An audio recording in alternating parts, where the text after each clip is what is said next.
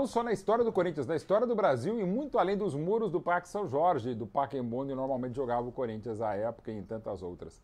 É um movimento que ajudou também muito o Brasil a ter a redemocratização a partir de 1985.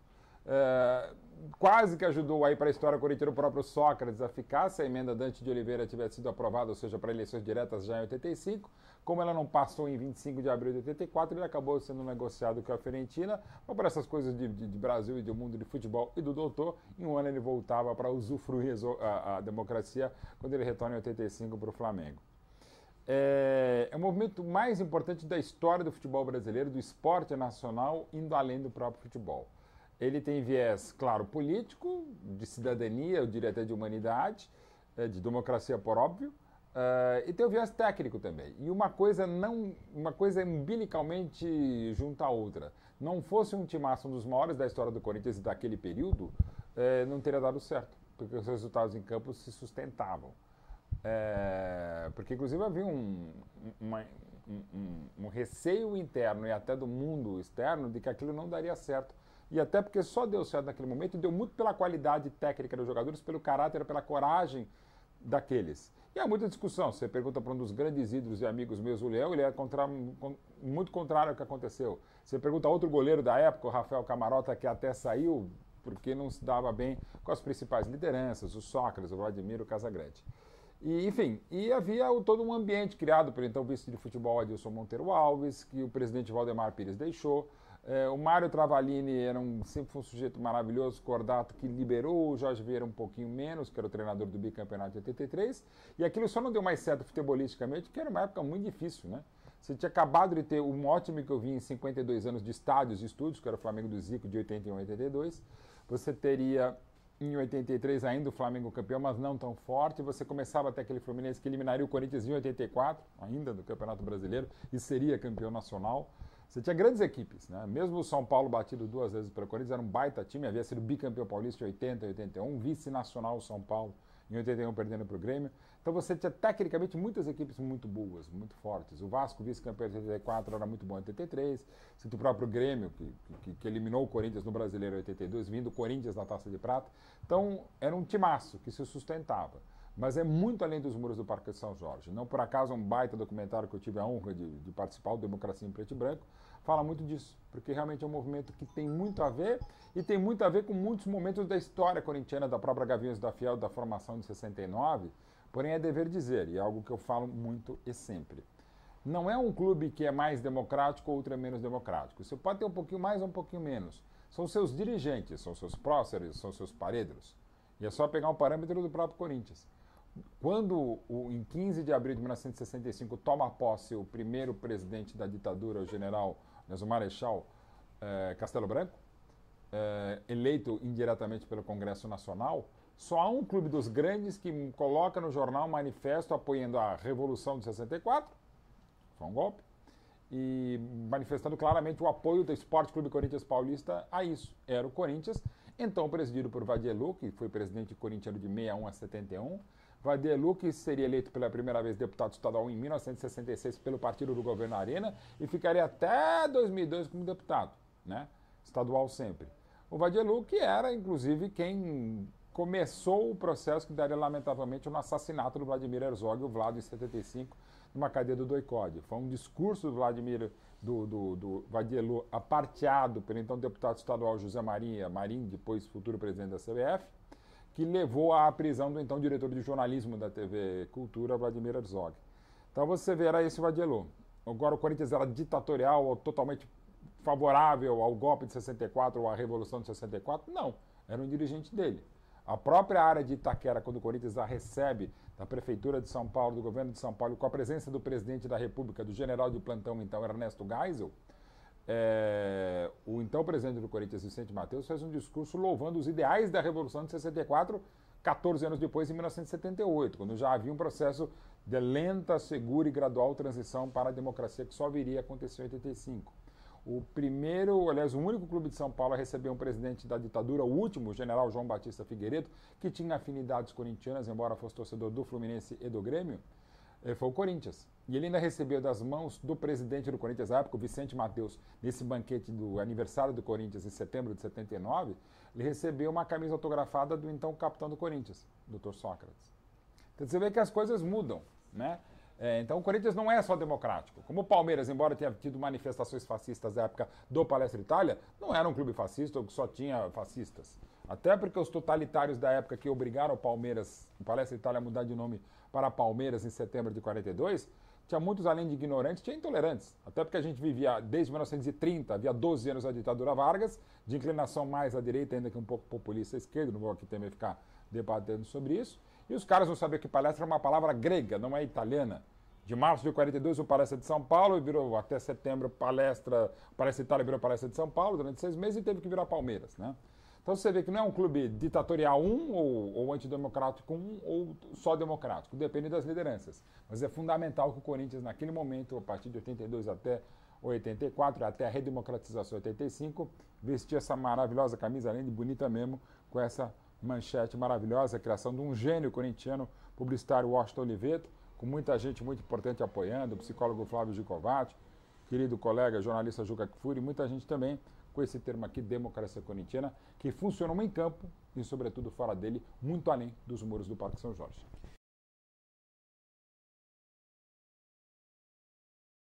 Então, aí tem as versões, né? Mas a versão que eu acho que mais bate, e até de quem era contrário a ele, é que praticamente tudo, de definição de treinador, eu não vou dizer que definição de esquema de jogo, mas definição de treinadores, e foram os dois fundamentais na época, né? Em 82 o Travalini, em 83 o Jorge Vieira, em 84 o Jair Pisani. Até a definição dos treinadores eram deliberadas pelos atletas, uns mais, outros menos, os mais participativos e tinham voto, uma influência maior. E até horários de treino, tirar o time de campo, não treinar tanto. Os críticos contumazes daquilo falavam que havia era mais bórnea. Talvez não era a balbúrdia que se falava, mas também não era também aquelas mil maravilhas, né? Que o time se garantia em campo. Numa das decisões contra o São Paulo do Campeonato Paulista entre 82 e 83, o time chegou meio chumbado de um churrasco, uma longa noite, e foi lá no campo do Morumbi e ganhou. Mas assim, algumas coisas que não eram as ideais, mas o time se garantia, né? Mas o processo deliberativo ou decisório era democrático, embora as principais lideranças quase sempre conseguiam o que queriam. E mesmo assim, no processo democrático, se você imaginar, era quase que impossível acontecer o que aconteceu em 83 com a contratação do melhor goleiro do Brasil, que era o Leão, que era frontalmente contrário, e mesmo assim, alguns não o queriam. Ele foi fundamental na campanha do Bi. Eu quero crer que sem o Sócrates e sem o Leão, o Corinthians não teria sido bipaulista em 83, pelo que ele jogou na semifinal contra o Palmeiras e pelo que ele jogou na final contra o São Paulo. Mas depois acabou ficando, ele voltaria ao Palmeiras em 84 e tal. Mas era um colegiado. E aí você pode discutir se de repente, algo que um genial treinador falava, Rubens Minelli, e não só em referência à democracia corintiana, mas o Minelli falava, e não sem razão, que o único lugar onde o empregado manda no patrão é num time de futebol. E ali parece que mandava mais. Mas pelo menos mandava um colegiado, mandava, e até talvez desmandava democraticamente a democracia corintiana.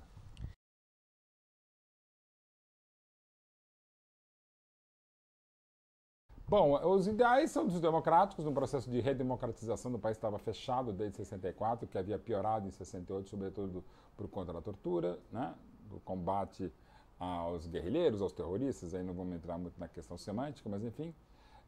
Ideais de votação, talvez algumas coisas que não coubessem aos atletas, e tanto é que não voltou, foi um processo nichado no Corinthians, não se espraiou por outros lugares, com os próprios atletas, e aí tem muito mérito daquele grupo, aí você pode discutir, não, teve mérito porque resultou num bicampeonato paulista. Talvez fosse mais organizado, podia ter sido ali, mas eu já falei essa questão esportiva, vai muito além disso. Mas eram processos em que havia deliberação de ideias, ideais, e era fundamental, por isso que vai muito além dos muros do Parque São Jorge, ou do Pacaembu, ou do Morumbi, de qualquer estádio. Você aparecer dia 15 vote, como apareceu antes da eleição para governador de 82, a primeira eleição para governador desde 1960 ou 61, não era vote no PT, aliás, era uma eleição de São Paulo, o candidato governador era o Lula, o candidato que acabou sendo eleito pelo PMDB era o Franco Montoro, do PDT era o Roger Ferreira, do partido da época do governo era o PDS, era o Reinaldo de Barros, e havia mais um, eram 5. Reinaldo de Barros, Roger Ferreira, enfim, mas ganhou... o Jânio Quadros, sim, pelo PTB. e depois ser eleito 3 anos depois prefeito de São Paulo, Jânio Quadros, pelo PTB. Enfim, era voto. Então isso era muito legal. E foi muito além do estado de São Paulo, né? Não vou dizer que é por isso que o Leonel Brizola, por exemplo, foi eleito no Rio, mas todo aquele movimento, e começava exatamente em 82, era para isso, 83 também, a participação nos discursos, nos debates, nos comícios das diretas era muito legal. Então você viu o Casão, viu o Sócrates, viu o Vladimir, show da Rita Lee, o pessoal chegando, o Casão prometendo o Rita Lee fazendo para ela e tal. Então tudo isso foi um movimento muito legal. Eu, 15, 16 anos, claro, francamente favorável à redemocratização, e até hoje sou um cara de esquerda. Pô, é um fato, cara, e eu falo isso no documentário do Pedro Asberg, da Democracia em Preto e Branco. É o único momento que eu torci pelo Corinthians. Não, claro, quando jogava como o Palmeiras, como foi na semifinal de 83, por exemplo. Mas, pô, e não quando o Corinthians fez a maior goleada dele num clássico em agosto de 82, com 5 gols do Casão, um 5-1 no Morumbi. Mas, pô, não doía, por conta dessa bandeira ou desta mensagem, você ter a democracia corintiana, que no fundo era a democracia brasileira. Podia ser a democracia palmeirense, a flamenguista, a atleticana, isso era muito legal. E essa camisa foi, dá para dizer que foi o time que mais se torceu pelo Corinthians, até pela beleza e a qualidade dos times do Travalini e do Jorge Vieira.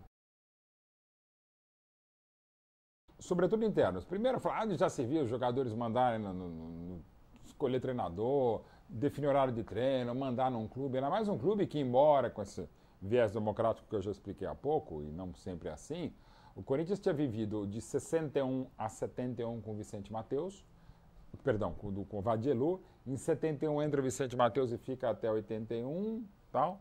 O Corinthians também, antes tinha tido o Trindade, você tinha os caras que se perpetuaram no poder, né?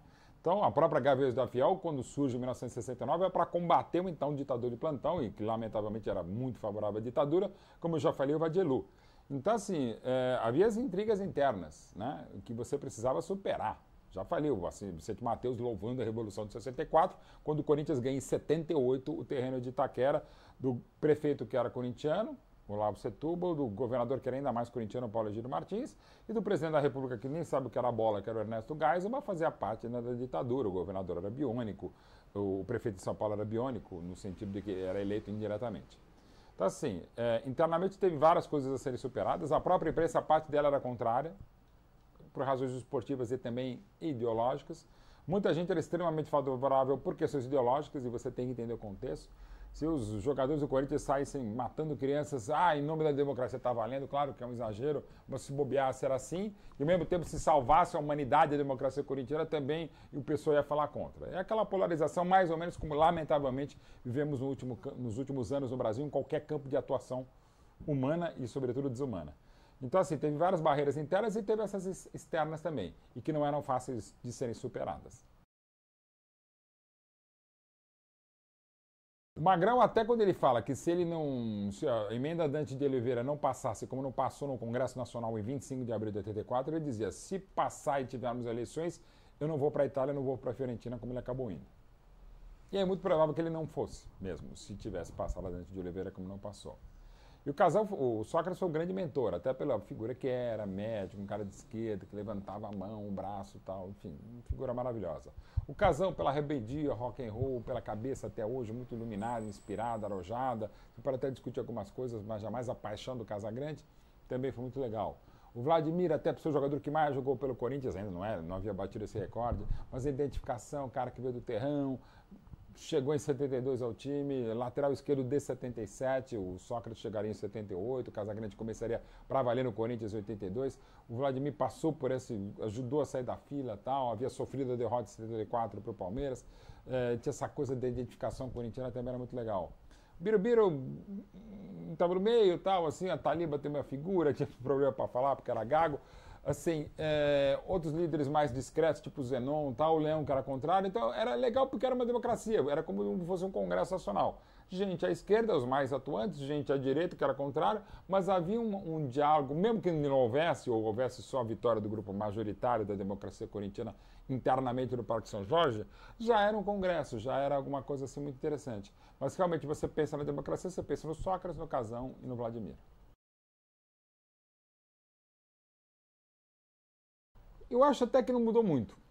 Talvez hoje seja mais glamorizado, porque deu certo, sobretudo porque 3 anos depois do início do movimento em 82, O Brasil volta a se redemocratizar com a eleição ainda indireta, em janeiro de 85, do Tancredo Neves. Tem aquela coisa que é sempre libertária, que é aquele espírito não é só de esquerda, libertário, que é muito legal e tal. Figuras emblemáticas, depois que pararam, sobretudo Sócrates e Casagrande, Vladimir um pouco menos. Eu diria que não mudou muito, não. E, aliás, desde o início. Quem era contra ficou contra, e achava qualquer motivo. Se o Corinthians empatasse o jogo, culpa da democracia corintiana. Agora, se o Corinthians ganhasse de 1-0 do São Bento no Pacaembu, era por causa da democracia. Então, de novo, polarizou muito. Nem tudo era maravilhoso na democracia, nem tudo era um horror, mas aí eu sou um pouco parcial para falar, para mim, muito melhor do jeito que foi. Daria certo, por exemplo, hoje, mudou muita coisa, gente, são mais de 40 anos, né? Muitas coisas sim. E assim, havendo uma necessidade do movimento de redemocratização, que espero que não aconteça, ou seja, que mantenhamos a democracia ainda que mambembe no Brasil, a gente vai ter seus problemas. Aconteceu uma coisa mais ou menos parecida, foi um bom senso, a partir de 2014, 2015, perdão, a partir de 2013, 2014, 2015, 2016 foi esmorecendo, mas teve algumas vitórias, algumas entradas divididas duras do Bom Senso Futebol Clube, que era além, era multipartidário, digamos assim, multiclubista e muitas figuras esportivas. Eu até indiretamente, já por ser jornalista, o que eu não era em 82, participei um pouquinho e tal. Foi muito legal, mas de acordo com alguns momentos, né? Então, assim, vai depender muito do momento externo para você ter uma reação como essa. Se até você me perguntar, será que um dia vai ter algo parecido? Espero que não. Não pelo processo da democracia corintiana, mas para evitar que a gente tenha que passar por um processo de não democracia, digamos assim, de ditadura, e um processo de democracia que, na verdade, é uma redemocratização, né? Então, eu espero que a gente não viva nada parecido. Mas, assim, quem era contrário continuou contrário, quem era favorável continuou favorável, dos dois lados com excessos.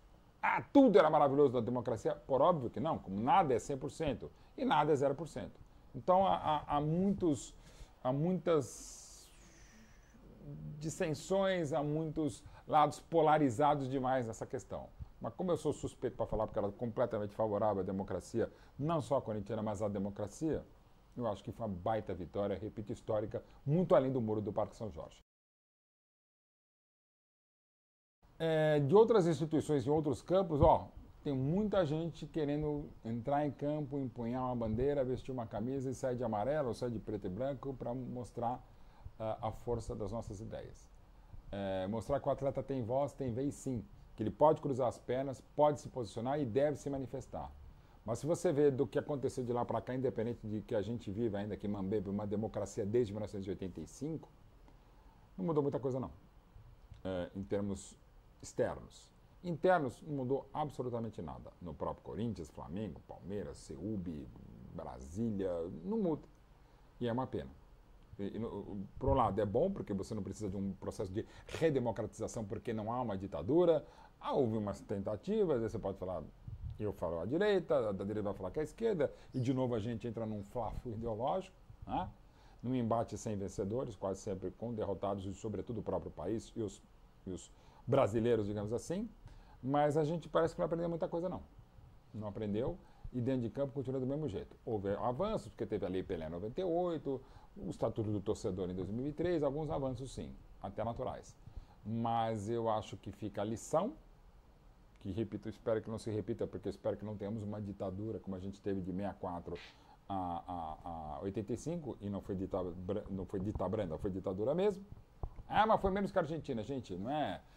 eu levei um tiro na cabeça, levei 2 tiros na cabeça, ou levei um tiro na cabeça, é a mesma coisa, né? Então, ditadura é ditadura, e a gente teve ditadura, teve golpe em 64, ditadura até 85. Então, eu espero que não tenhamos nenhum processo como esse, mas eu espero que tenha mais gente com a mesma consciência que se teve no Corinthians de 82 a 84. Em alguns momentos, sim. Está viva em alguns momentos no São Paulo, no Flamengo, no Atlético, no Vitória, tá. Mas assim, a gente viu vários processos diferentes.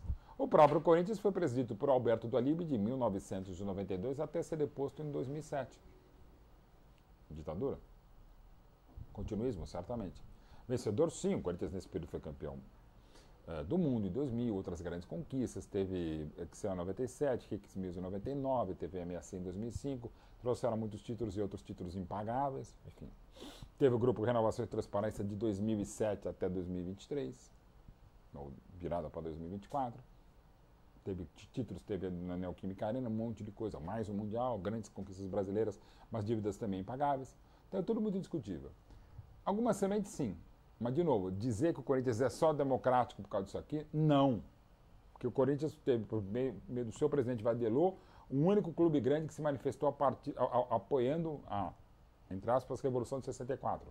Em 78, o Corinthians ganha a área de Itaquera do prefeito da ditadura, do governador da ditadura, do presidente da ditadura, e o presidente corintiano na época elogia os ideais do movimento de 64.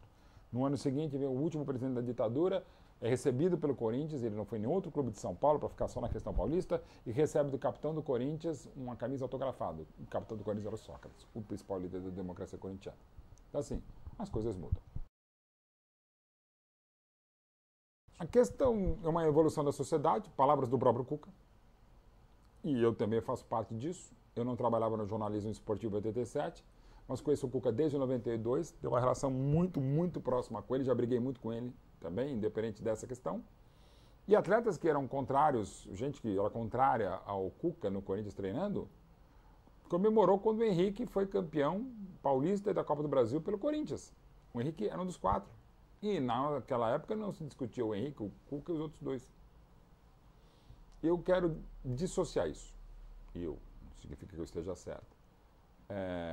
Foi um movimento, foi uma grita naquele momento, diferente do que aconteceu no ano seguinte, este ano 24, com o Cuca chegando no Atlético Paranaense e dando um discurso muito forte e necessário a respeito da questão. Mas não acho que os ideais do Corinthians. Não. Então, por que não se falou então à época, em 92, quando chegou o Henrique, ele é 91, e fica até 95, campeão paulista da Copa do Brasil?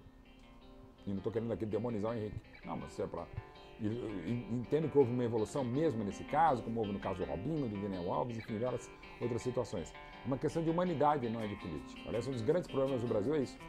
As questões humanas a gente mistura com a política e vice-versa. E aí, no caso, não deve misturar.